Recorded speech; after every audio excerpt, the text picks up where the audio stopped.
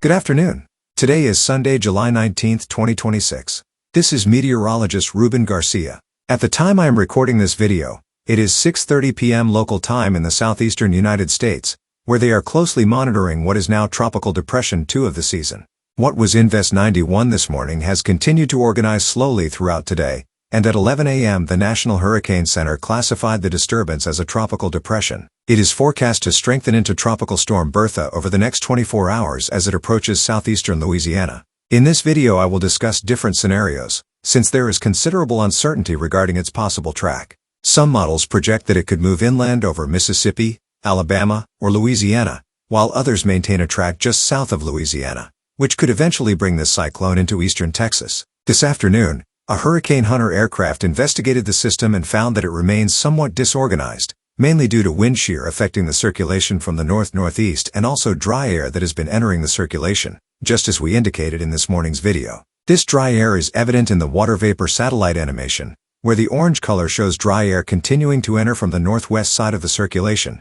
preventing the tropical depression from strengthening. However, the National Hurricane Center states that as the hours pass, the system should continue generating areas of moisture that will gradually allow it to begin strengthening slowly, although for now it is forecast to remain at tropical storm strength at least through Wednesday. Beyond that, there are different scenarios, ranging from a track over parts of Mississippi or Louisiana that would limit the system's intensification, but if it somehow manages to remain over the Gulf waters for a longer period, the possibility of it strengthening into a hurricane cannot be ruled out. This is because atmospheric conditions will become more favorable for strengthening by the middle of the week. In addition, sea surface temperatures in the area are well above normal for this time of year. Let's take a look at the latest track model projections. In general, they all agree on a west-northwest movement over the next 3 days, and eventually it should begin moving more toward the west, very close to or over the southeastern Louisiana coast. This contributes to the uncertainty. Remember that if the center of circulation moves over land, it will not have much time to intensify.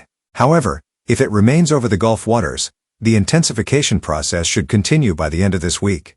We can see this uncertainty and intensity in the specialized models. Some show a strong tropical storm in about 48 hours, while others keep the tropical depression fairly weak, ranging between a moderate tropical storm and a tropical depression. In the latest official advisory, the National Hurricane Center maintains a track crossing over parts of southeastern Louisiana and has the tropical depression strengthening into Tropical Storm Bertha during the morning hours of Monday. It then gradually strengthens to maximum sustained winds of 60 miles per hour just before moving over the southeastern Louisiana coast. The National Hurricane Center also states that this intensity forecast could change significantly, ranging from a weaker system if it moves over land more quickly, to a stronger system, perhaps even a hurricane, if it remains farther to the south. In fact, look at the track forecast and the great uncertainty regarding the possible location of the center over the next 5 days.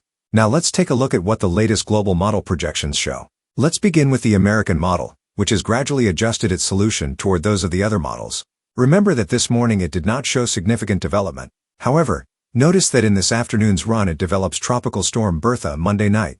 It now maintains a track toward southeastern Louisiana, moving inland around midday Wednesday. However, the American model continues to project a weak system with maximum sustained winds between 40 and 55 miles per hour. In fact, this solution now resembles the projection of the European model, which remains consistent with that movement toward Mississippi and Louisiana, reaching the area during Wednesday afternoon or Wednesday night. Now, something very interesting is what the artificial intelligence version of the European model shows. In this case, it strengthens the system into a moderate or strong tropical storm. The major difference is that beginning on Wednesday it has the circulation moving westward until eventually, during Thursday night or early Friday morning, moving into parts of Texas.